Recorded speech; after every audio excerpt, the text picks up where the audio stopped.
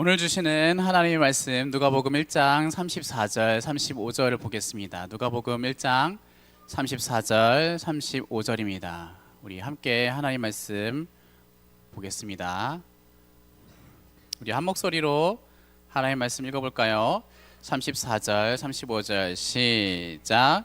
마리아가 천사에게 말하되 나는 남자를 알지 못하니 어찌 일이 있으리까?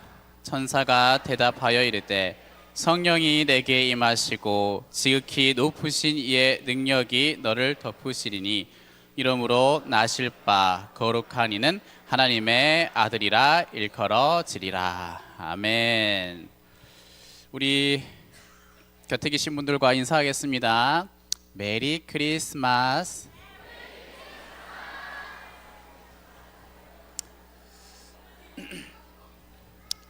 오늘 예수님의 탄생을 앞두고 예수님의 나심을 기뻐하며 또 목소리 크게 또 온몸으로 찬양하는 이 시간들이 예배 이후에 있는데 그때 우리 교회 학교 아이들이 그렇게 찬양하는 거 같이 즐거웠으면 좋겠고 우리의 주님을 같이 높여드렸으면 좋겠는데요.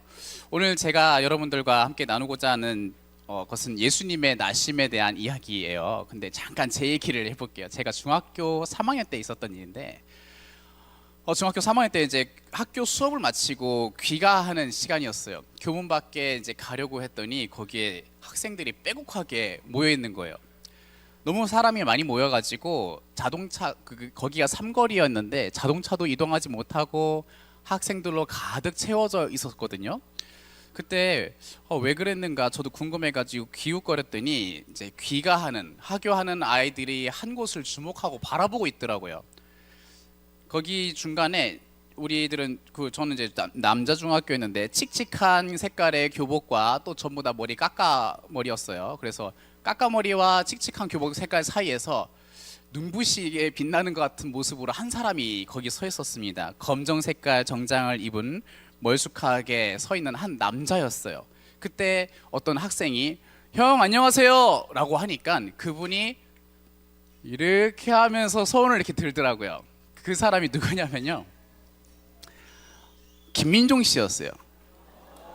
영화배우이자 가수인 김민종 씨인데 다들 구경난 거예요.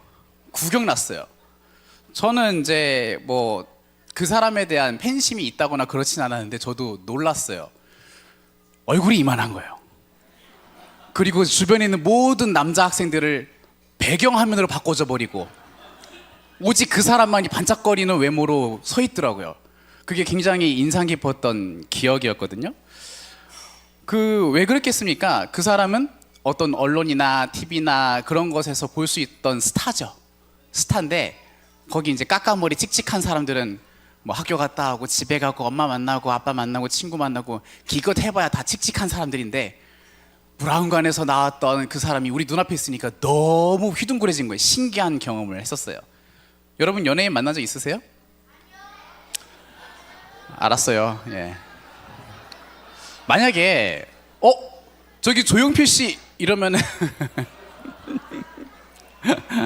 예, 다 일어나실 겁니까? 예. 여러분들이 마음속에 흠모했었던 가수나 영화 배우나 여러분 시절에 지금 우리 아이들 같은 경우는 유명한 가수들 그런 사람들이 눈앞에 나타나면은 막 소리 지르고 환호하겠죠. 근데 좋아하는 스타를 실제로 눈앞에 본다면은 황홀한 거예요. 좋아하는 스타를 직접 목격하면은 황홀해요. 콘서트 가면은 어떤 사람들은 기절도 해요. 너무 좋아서.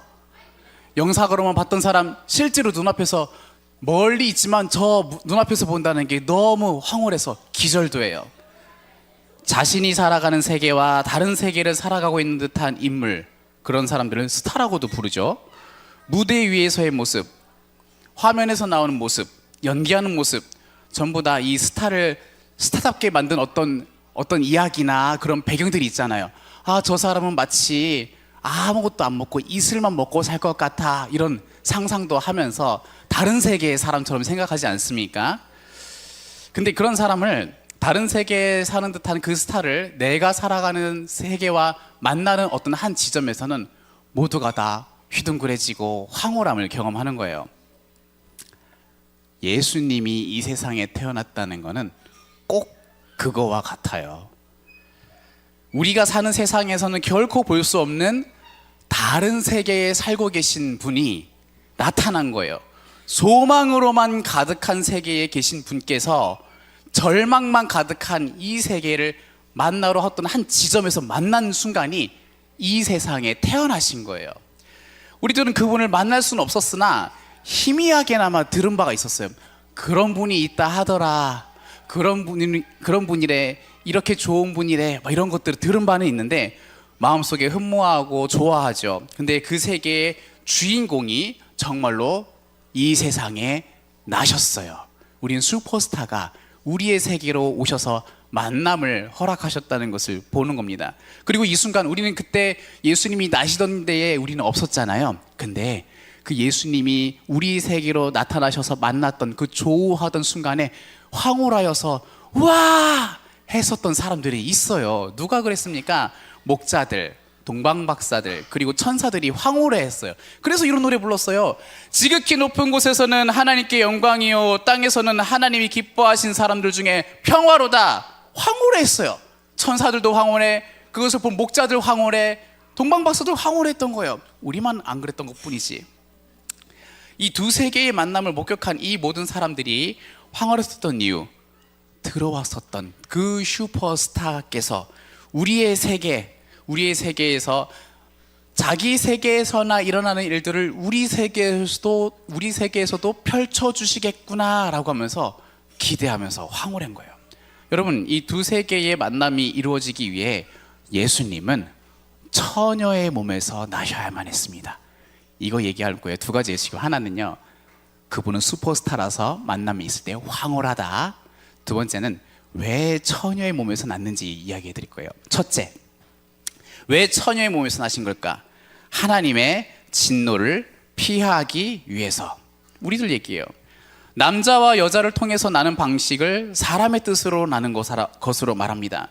그래서 우리 여기 있는 모든 사람들은, 이 세상에 사는 모든 사람들은 남자와 여자의 만남이라는 이 방식으로 이 세상에 태어나고 이 세상을 이뤘는데, 그 세상의 모든 결과는 항상 절망, 죽음, 이런 거예요.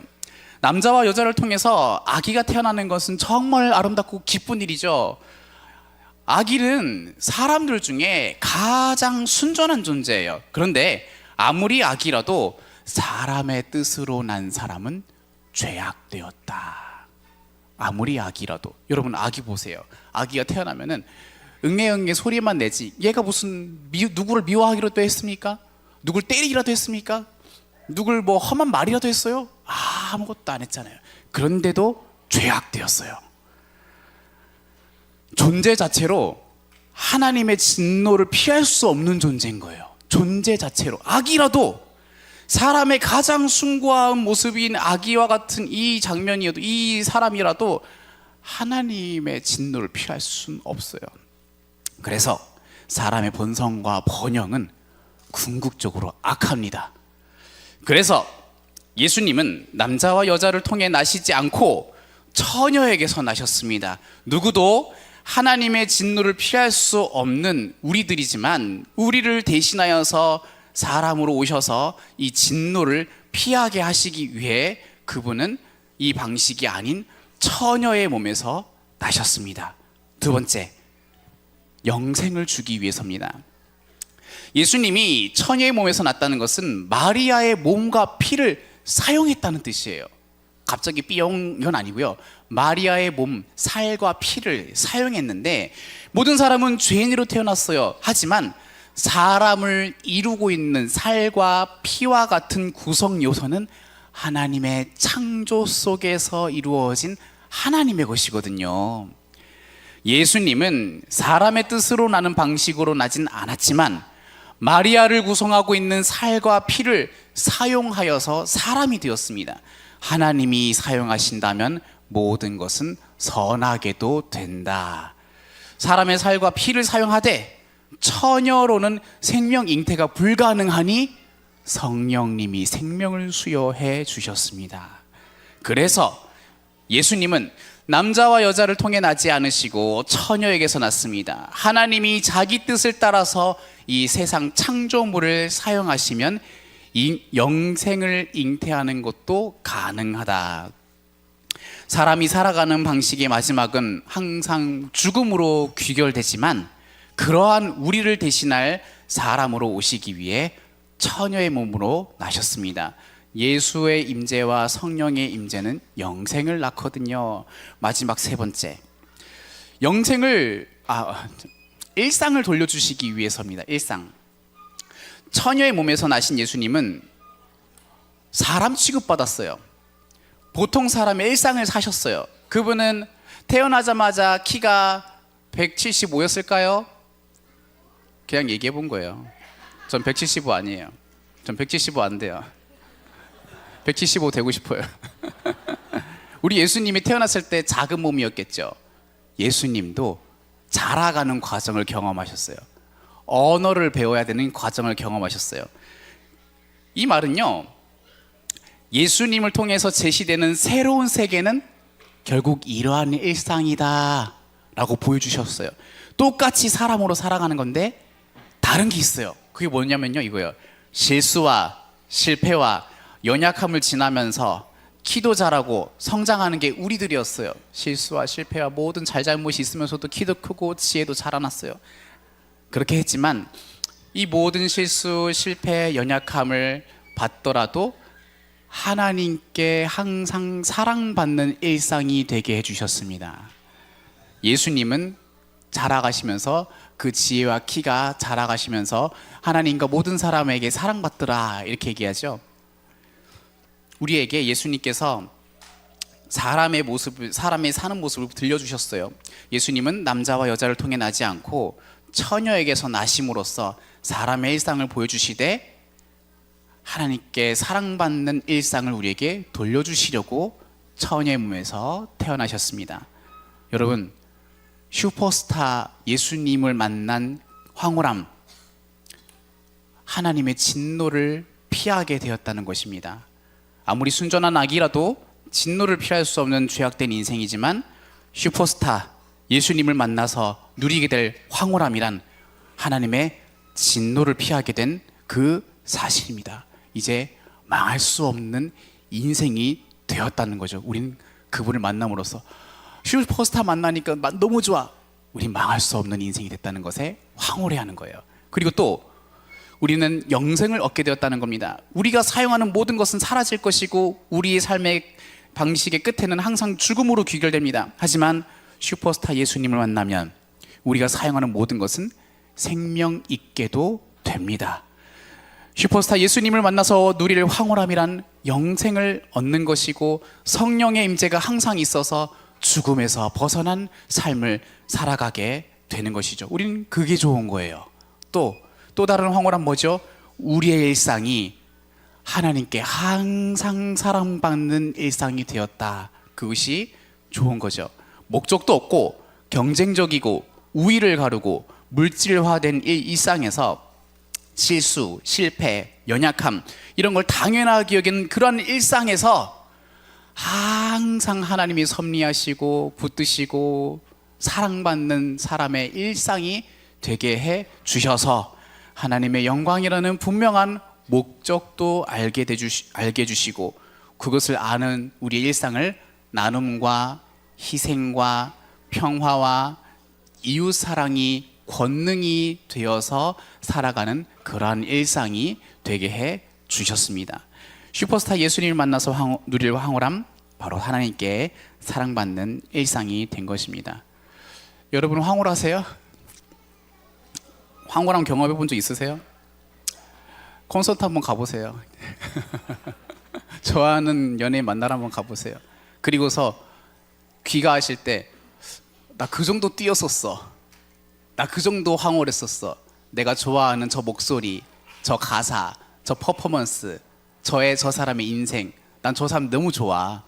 아, 그런 거구나. 이것처럼 우리의 예수님도 나의 스타시구나. 그렇게 좋아하자, 그렇게 즐기자. 근데 정말 황홀함은 마냥 감정은 아니고 진짜 진실의 사실인 하나님의 진노를 벗어나게 해주신 거, 영생을 얻게 되었다는 거, 하나님께 사랑받는 일상이 되었다는 거, 그것을 황홀해하면서 만끽하자. 성탄을 앞둔 이 시기에 슈퍼스타이신 예수님으로 하나님의 진노를 피한 황홀함, 영생을 얻은 황홀함, 하나님께 사랑받는 일상의 황홀함을 경험하는 저와 여러분 되시길 바랍니다.